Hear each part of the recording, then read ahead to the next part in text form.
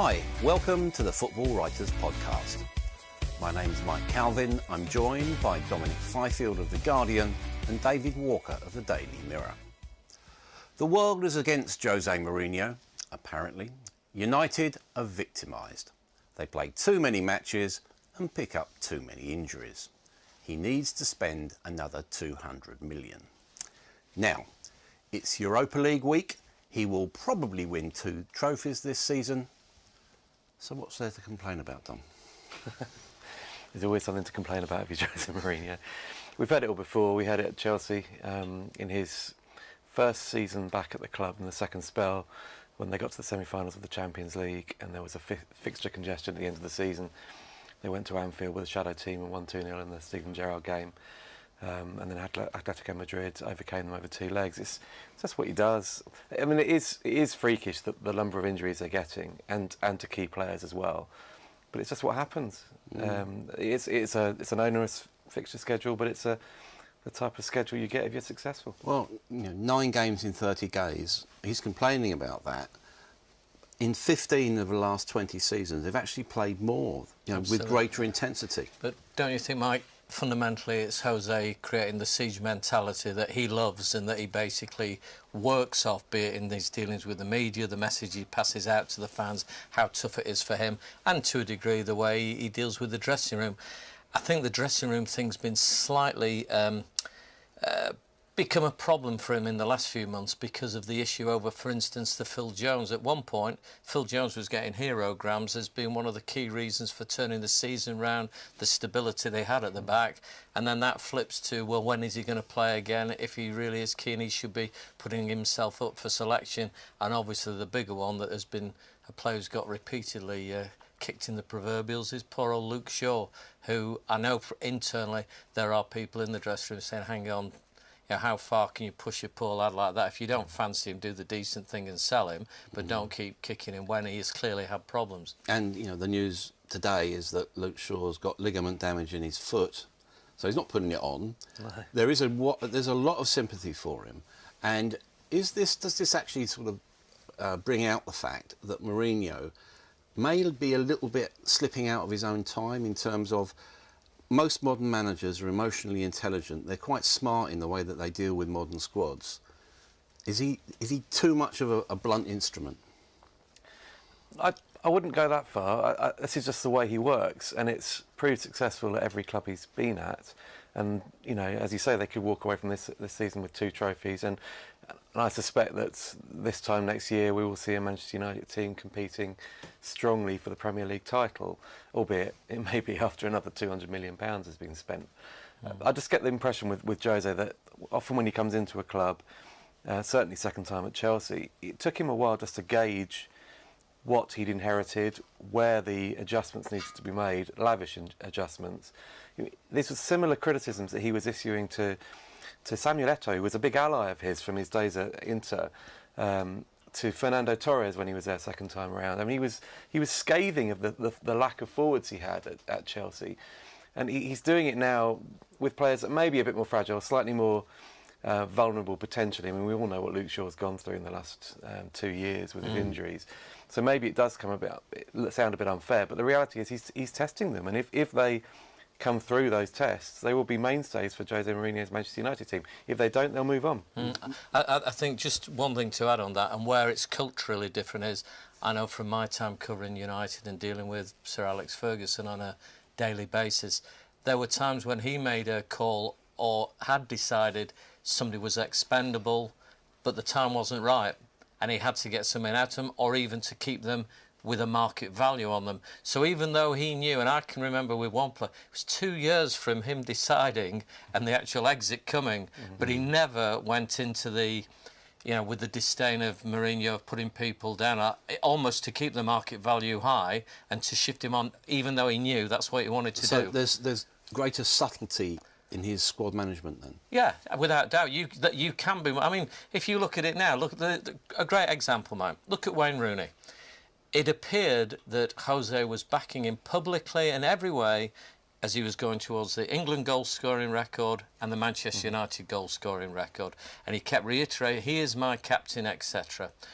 when he knew that those achievements had been reached, he just bombed Rooney. Now, at that point, remember, and Mourinho didn't deny this, there was still the chance to the end of February, when the Chinese window closed, for Rooney to be sold there.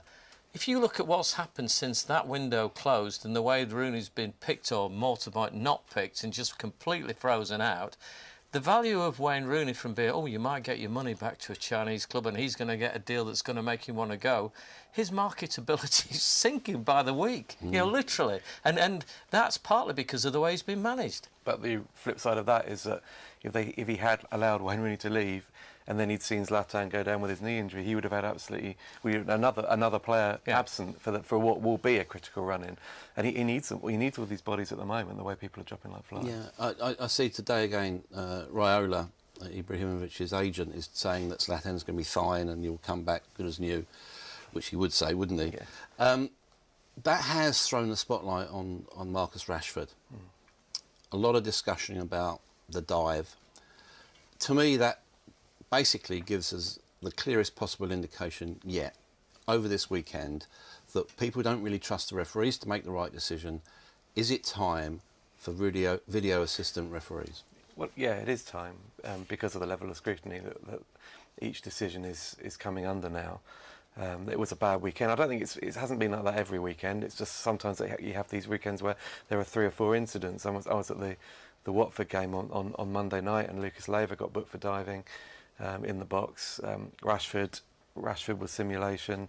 Leroy Sané, but the common denominator between Sané and Rashford was that the referee was in a poor position to see either decision, and yet he's given a penalty each time, which to me is surprising. I don't know if you remember this, 2 seasons ago, the Dutch Eredivisie did the experiment with, and it was done secretly at the time, they only released the footage afterwards, where they had video refereeing going on and an earpiece for the referee to be told what the call was.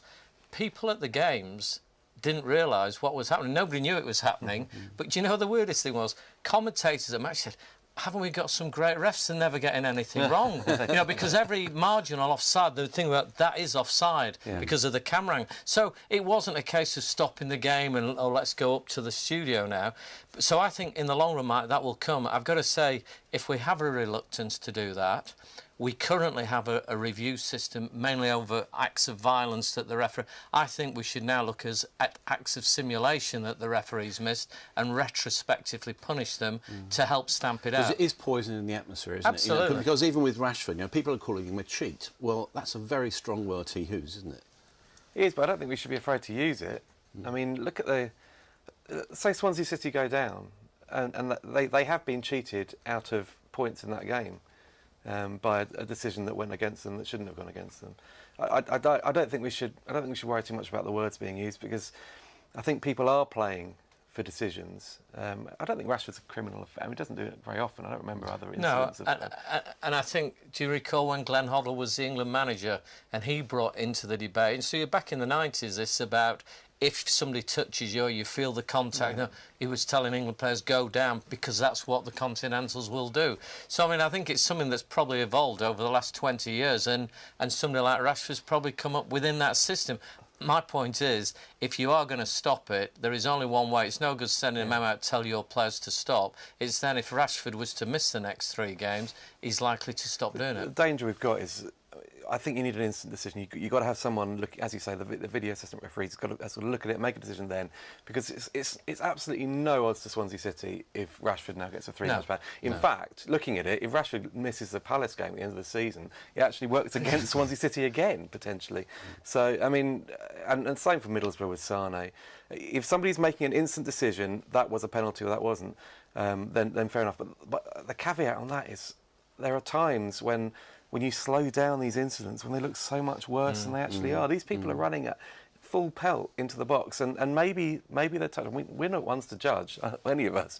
If you're doing it at that pace, maybe a touch does knock you flying. Let's go into football matters, funnily enough. As I said, Europa League week, United are in Spain, Celta Vigo.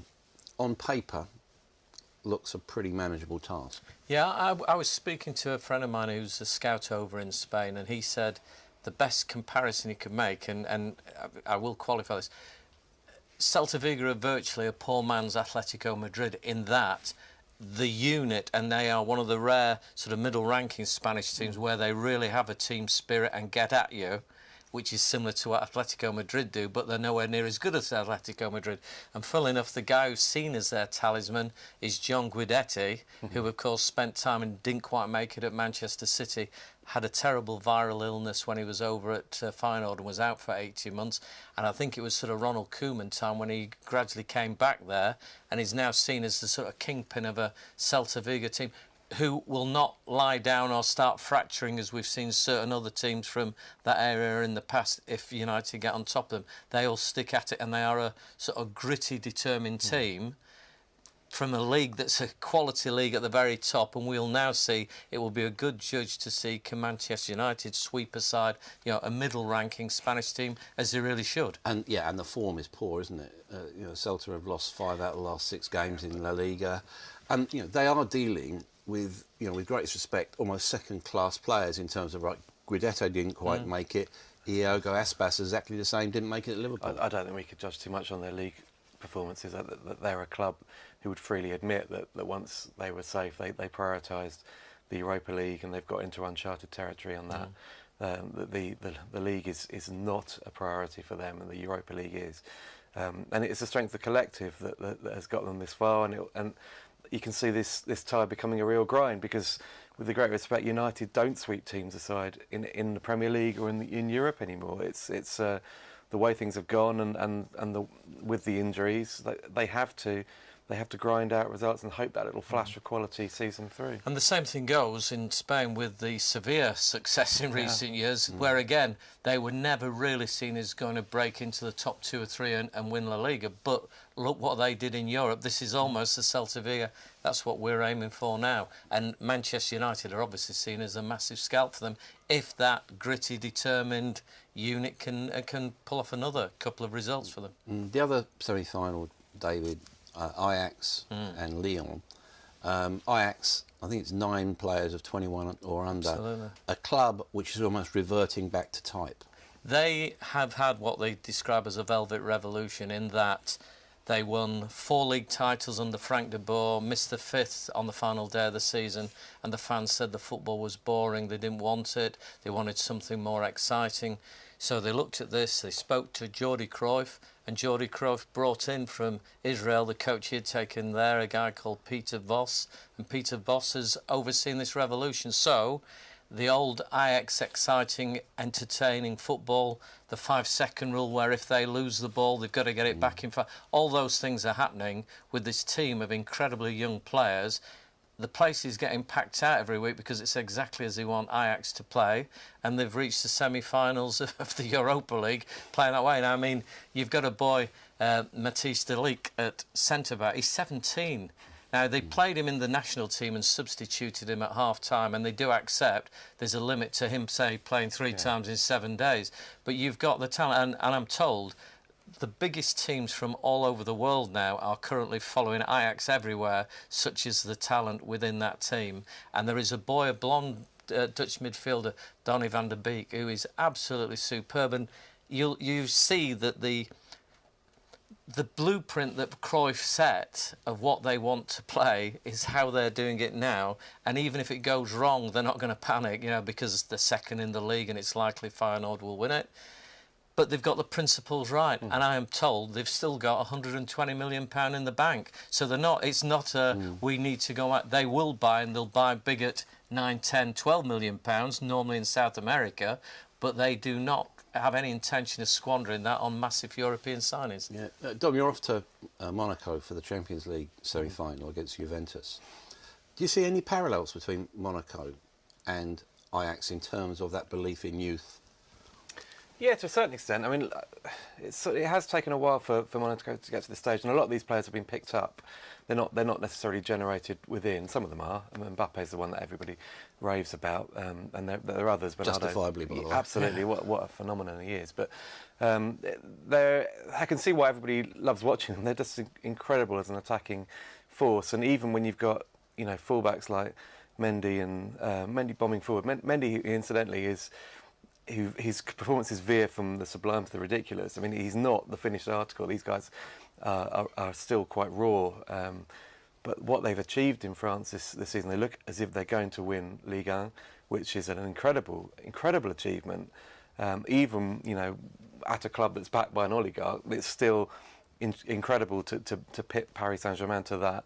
They're streets ahead of the other sort of traditional contenders. People like Lyon, you mentioned as well, they're 20 points off third. They've got 57 points, and Nice are in there in between. So there's a lot going right at Monaco, and the worry is this may be their one opportunity, because although they may not need to sell in the summer, the vultures are circling. These guys will potentially be lured away. Yeah, and with Juventus, David, it's almost, you know, the same problem, that it's almost their last chance with this group of players, you know, with the Buffons and absolutely. And people but don't like you that. think, Mike? I mean, you know, we saw Monaco playing against Manchester City and knocking them out, and you've seen them through this season, and they are thrilling to watch. Yeah. But there's this game of, you know, they're going to score, but you know they're going to let something in, and it's almost like, and then they meet Juventus. Exactly. You know, and then the real brutal. And Juve, as we saw in the last round, they bring an art form to defending, and a lot of players, and I say this, you see it in the Premier League, where mistakes are made, and you hear pundits saying, "Oh, I can't believe he did that." You don't get that watching Juventus. You don't get that with the communication they've got, and the way there's a terrible beauty about the way they defend, isn't there? And honestly, I remember being at the Champions League final. Was it about 2002 at Old Trafford? They ended 0-0 Juve against Milan. But you were watching that, and you saw and it was real quality of the football and defending as an art form that we just don't see. And that's what this Juventus team have got now. If Monaco can start ripping them to shreds and counter-attacking, it will be fantastic to watch. I've got an awful feeling it's almost like, and then I woke up and the dream was over.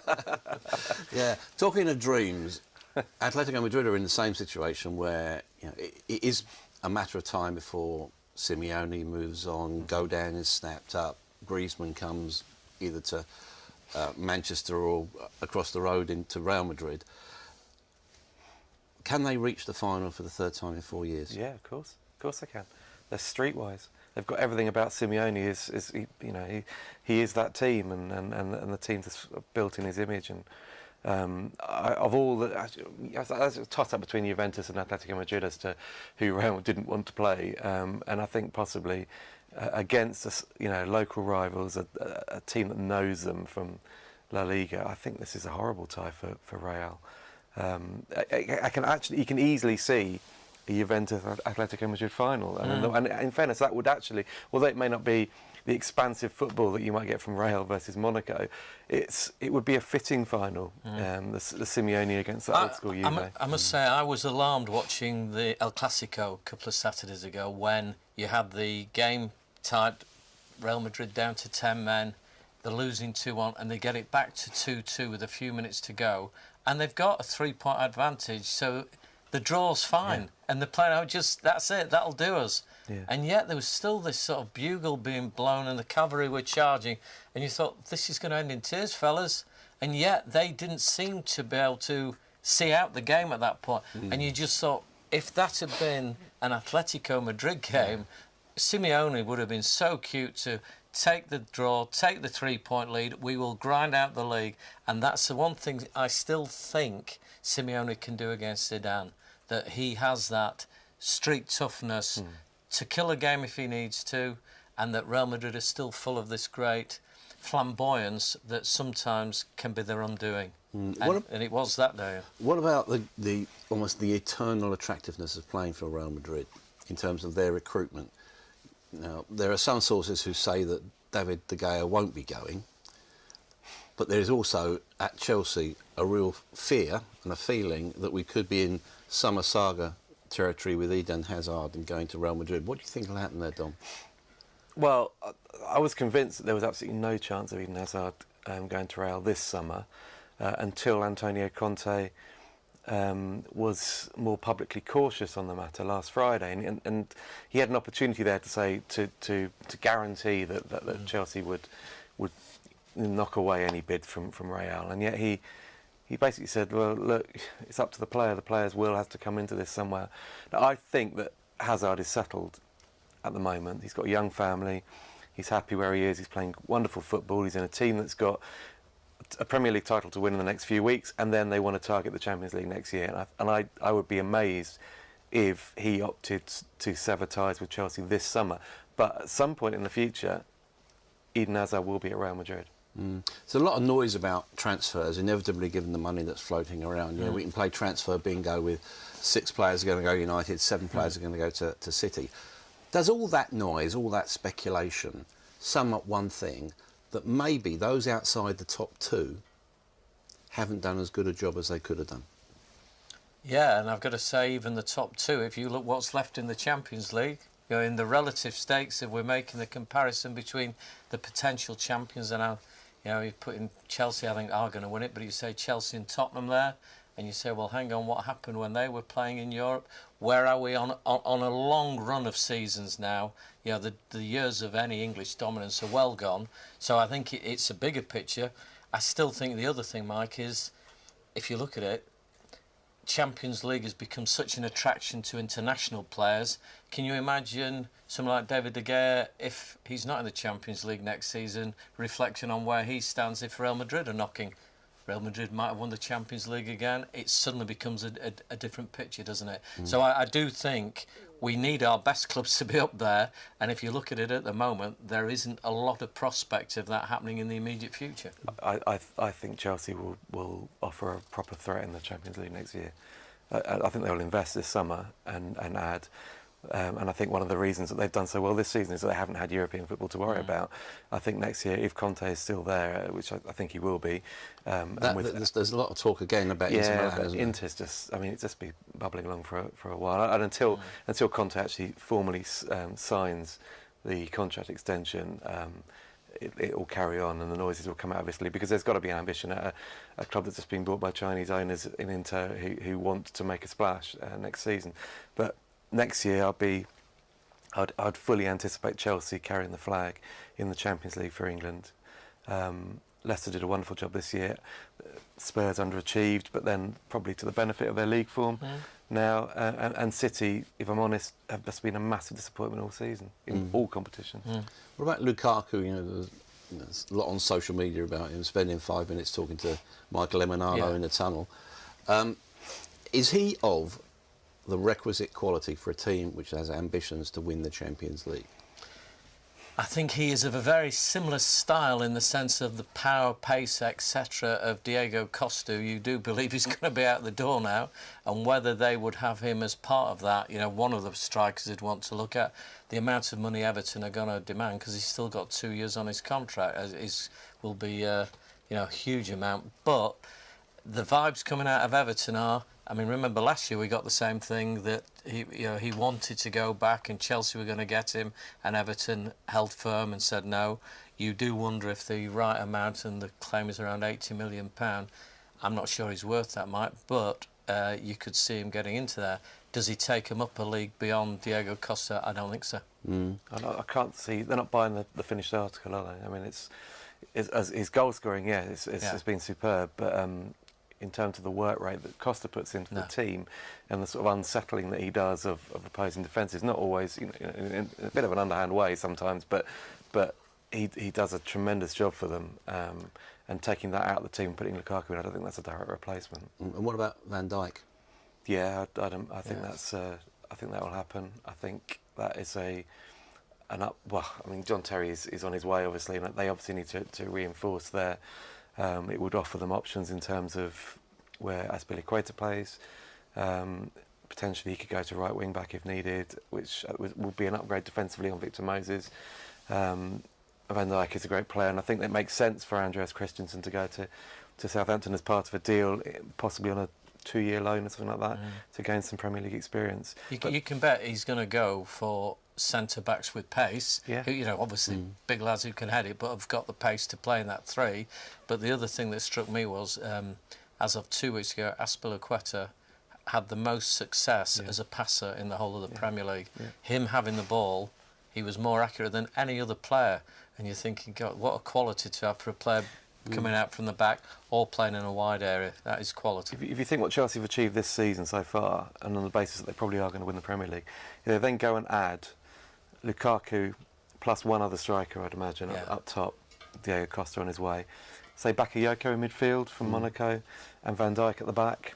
That's pretty awesome. That's a spine of a team that's going to dominate. And you've got Gary Cahill sort of almost growing into that leader, legend, JT role.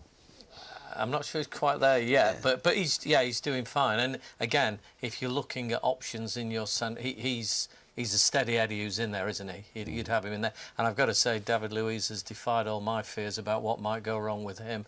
By and large, he's been impeccable, and the system suits his play as well. Do you expect Spurs to keep the pressure on Chelsea? Do you think they'll cut that lead to 1 point on Friday night against West Ham? Yes, it was a massive test for them Sunday, just as it was in midweek at Palace, and they've come up with answers each time. There's nothing to say that their momentum is going to grind to a halt. Well, albeit, I remember this time last year, or maybe a bit earlier, when they were chasing Leicester, they went to West Ham and lost 1-0 to an early goal. But that was in the Boleyn. It was a different kind of atmosphere, different scenario. I think that West Ham are meandering at the moment. It might get their juices flowing to play against Tottenham. And let's be honest, Tottenham have answered a huge question because they blew up last year. That's a fact. It wasn't. There were a couple. After April and the setbacks they had with a couple of games, and there was a semi or whatever. Suddenly, it all started going belly up, and they'd hit the wall. And you've got to say the sign at the moment are very positive, very. And I know last year there were claims Pochettino's response to some setbacks with double training sessions and people complaining they'd left their legs on the training ground. Whatever they're doing this year and whatever the regime, he appears to have learned from it and be getting it right. The big picture strategy seems to be right. Money is secondary to a culture, enthusiasm, and this sense of togetherness and unity. I agree. I think the philosophy is admirable and has worked up to now. I do worry a bit about Spurs in the future because I think at some point money does become an issue. And Arsene Wenger said the same thing, didn't he? Well, exactly. And if you've got a wage structure that strict where people like Kane, Walker, Rose, Ericsson, Ali can only really earn 75 grand a week, but 75 grand a week, and yet there are clubs in the same division who are willing to offer you 4 times that amount, I think ultimately it does break up. So there are massive questions for Daniel Levy to answer. Correct. And whether he's able to, whether he'd be willing to. I think the Daniel situation, Daniel has always run a tight ship there. And let's be candid, some star players you knew inevitably the day would come and he couldn't resist a deal. He's a deal maker. Now, you add to that the new stadium, the cost of building, and, I remember the days of Arsenal and Arsenal saying, oh, the Emirates Stadium's not taking anything away from the team and we can manage that. And then in retrospect, they said, well, actually, we've had to stick with this because so much was being affected. We had to shape the team and the spending, etc., around the commitment we had. Now, Tottenham insist, I take it at face value, the stadium's not going to affect the team. Well, let's just see where they are. So over a 3-year period, and if Dele Alli, Harry Kane, are still there and they're building on it, because I know Tottenham fans who have that deep down fear that the tradition at the club is at a point they cash in, and that's what I think would eventually drive Pochettino away. It looks like Walker's going to go to City for about 50 million. Kevin Trippier has actually made that decision a lot easier for Spurs, hasn't he? Yeah, he's done well, I mean, there's also a murmur about Toby Alderweireld and his contract talks, and they're stalling over a release fee. But that's going to be the issue. We've had this succession of pictures of Pochettino in a suit signing a new contract. And around the shoulder, And that looks great because you're all signing these guys through to 21, 22.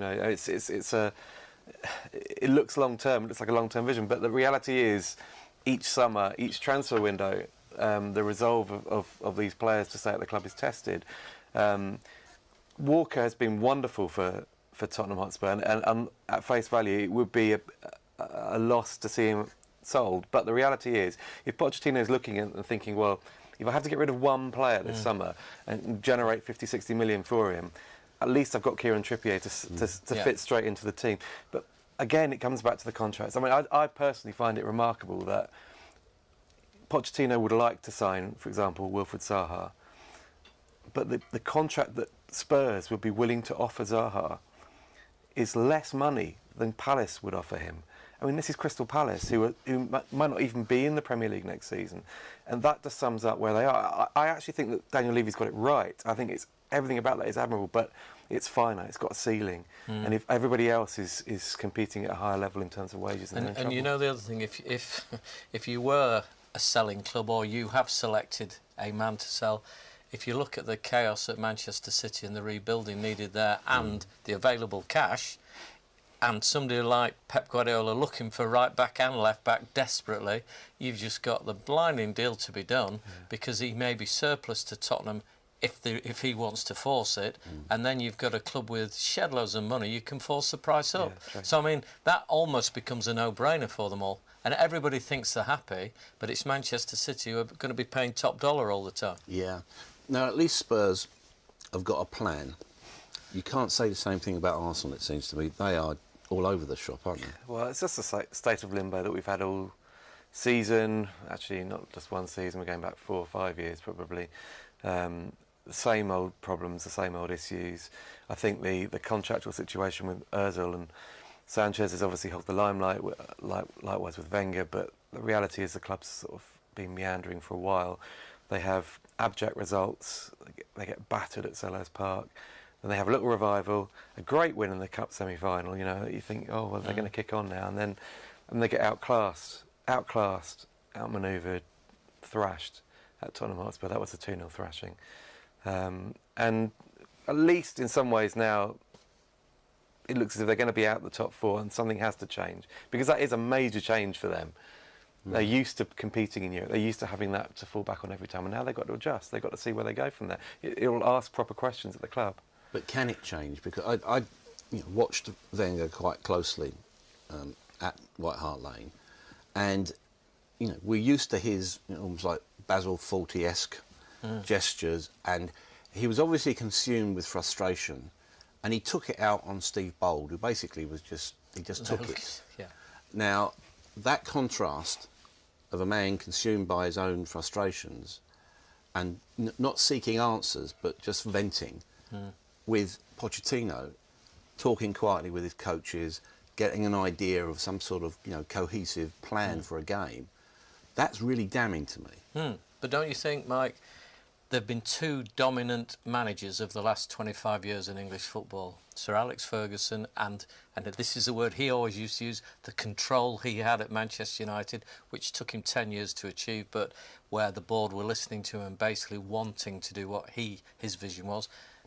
And Arsene Wenger, with all he's achieved at Arsenal, and for many years we've got to salute the work he did and the vision he had for it. But when there was an award, there was a presentation rather to Fergie when he was retiring, there was a leading light in the LMA made a speech, and it was Howard Wilkinson made a speech, and he came out with a line, and I just thought, that is spot on, the insight. And he said this, he said, Alex Ferguson's been the successful manager, but does he take every training session and do all the coaching with that team? No, but he knows a man who can, and has had a succession of, be it assistant managers or coaches, who he's trusted to work with them, and part of the churn with that is different things going on with it. Does he do all the nutrition, the diet? No, but he knows people who can, and whatever the latest sports science is, they've always been brought in, and without a doubt, at the top of this pyramid at Manchester United was one man, and things were going to him to the point that you could argue taking him out caused a problem. But everybody knew where they were reporting, and he knew what they had to do. For me, one of the issues at Arsenal, including the Arsene Wenger being asked to give his confirmation of the appointment of a chief executive in Ivan Gazidis, is that Arsene almost has had too much control, and that the whole thing is just Arsene stepping in to do it. Arsene speaking that I am going to control this, and I think that has begun to unravel for them, and they need to come up with a new blueprint. It's a strange game, management. If you look at David Moyes, his career has almost been fractured irrevocably by the one thing that he wanted more than anything else, the job at Man United. Where does this leave him, Sunderland's relegation? I imagine asking questions of himself and asking whether he wants to go into the Championship. People say that he's done it in the Championship before, but he's never taken a team out of the Championship, and you have to go back a long way to Preston, early 2000s to his time there, and the division has changed quite a bit since then. And moreover, that club is an absolute mess. I mean, it's in limbo in terms of the ownership. Have they got saleable assets? Jordan Pickford, they won't get very much money for Jermaine Defoe. Kone maybe. Kone, he'll move on, but the level of debt, you're not going to eat into that. It's not as if suddenly Ellis Short's going to turn around and say, okay, like Newcastle, you can generate some money and you can spend it, and the money will go straight into clearing some of the debt, I'd imagine. It's hard to see how they have a resurgent season next year. So it's whether then David Moyes is whether he's willing to take on a job that's going to be, that it's a long-term job, and B, whether he feels that the supporters will even have him do that, because they've turned in recent weeks. He's never been one of life's stand-up comedians, has he, David Moyes? But he's seemed especially defeatist, especially in the last sort of 6 months or so. Yeah, I've got to say, I think the biggest issue there is how do you actually make a club a success when everybody knows the owner doesn't want to be there. Yeah. It's for sale and he's not going to make any commitment. Yeah. Now, I mean, if I was advising David Moyes, I'd say, David, get out of there now, because unless there's new backers and they're going to transform the way Sunderland's being run, it's a no-hoper at the moment, because Ellis Short isn't going to make any commitment like that. I mean, to be fair, now, do I use the words to be fair when I'm talking about Mike Ashley? Maybe not. But Mike Ashley was a constant thread through that Newcastle thing.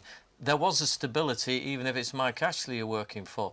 Ellis Short's made it absolutely clear he wants to cut and run and cut and run and cut. He keeps saying this. He's no interest in it. So David Moyes would be wise getting out. And if we knew anybody being asked, do you want to come and be the Sunderland manager?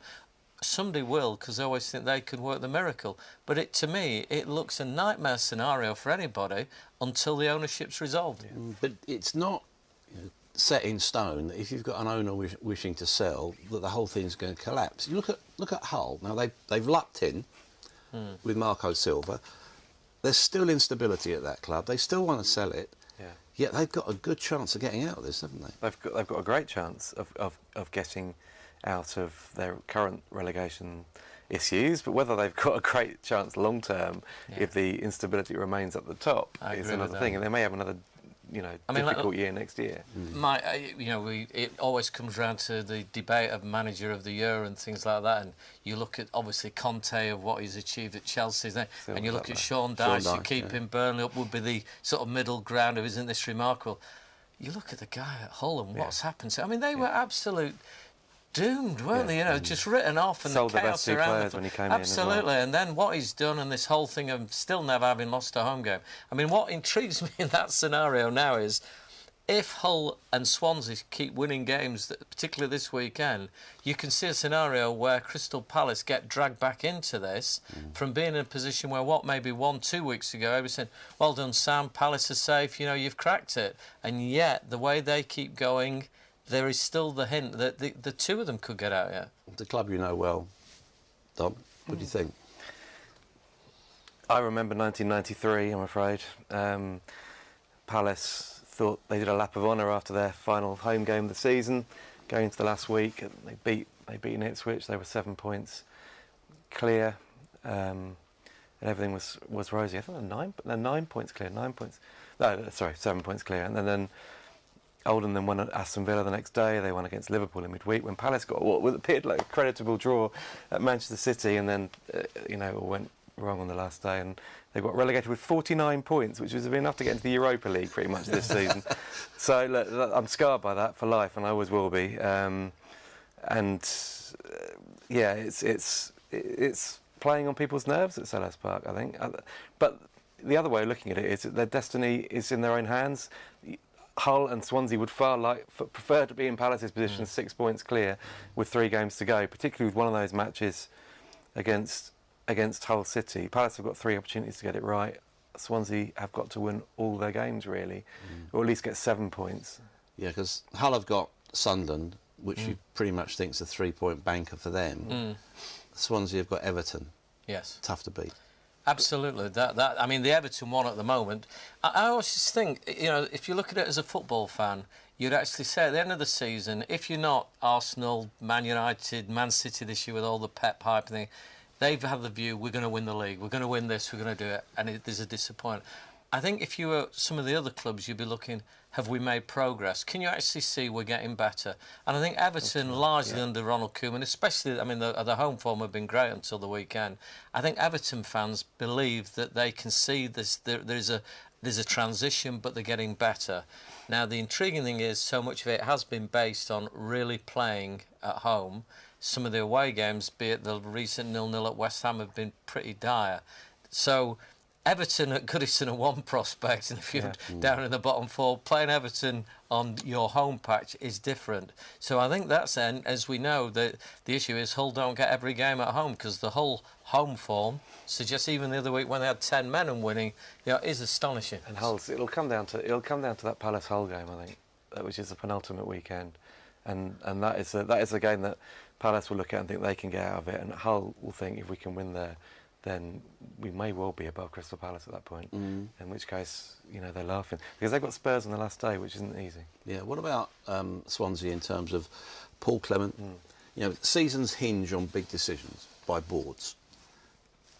If they'd have had the foresight to go straight to Paul Clement instead of going to Bob Bradley, would they be in this mess?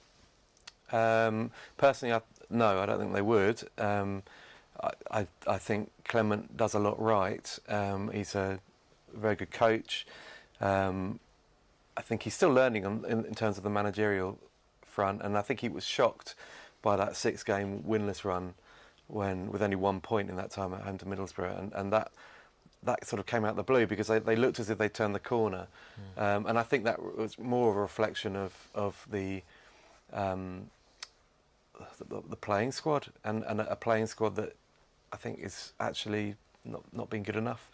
I think Clement could have done with a bit more investment possibly in January, and if he'd been given that time, if he'd had the sort of time that Bradley had to assess what he'd inherited, and then could add more in January, I think they would have been fine, because they've got players like people like Sigurdsson just make a massive difference. It's not as if Sigurdsson's been injured at any point. He's played and he's excelled throughout, and it's been deficiencies at the back. It's been a lack of options up front as well. When Llorente's out, they're blunted, and I think he would have addressed that in January. But I do think that even if they do go down, and it's no guarantee that they will, I think if they stick with Clement, I think he will get them playing the type of football they want to play, and he stands a great chance of bringing them straight back up. And he's had a fantastic apprenticeship at the biggest clubs, which brings us on as a final point to the Champions League again. This is the business end of the tournament. Who do you see going through to the final, both of you? I see Real Madrid getting through that. I can see reasons why they won't, but I'll go Real Madrid, Juventus in the final, and I see Juventus winning it. I'll go Atletico Madrid, Juventus final, but Juve winning it. I'm with Dom. Max Allegri is under contract at Juve until 2020. I think he'll win the Champions League and maybe, just maybe, end up at Arsenal. Thanks for joining us here on the Football Writers Podcast.